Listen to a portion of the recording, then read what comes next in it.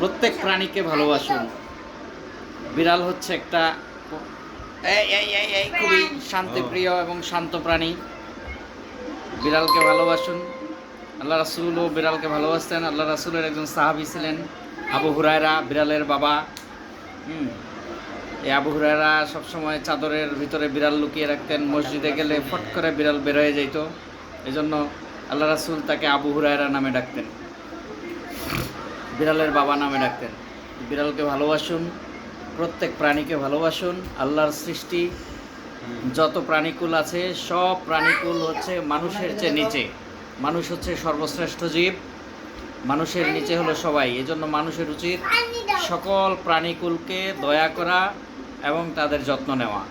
আসুন আমরা সবার যত্ন নেই, মানুষের এবং সকল সৃষ্টিকুলের যত্ন নেই। কুকুর, বিড়াল, গরু, ছাগল যা আছে সব কিছুর যত্ন নেই। ওকে, থ্যাংক ইউ।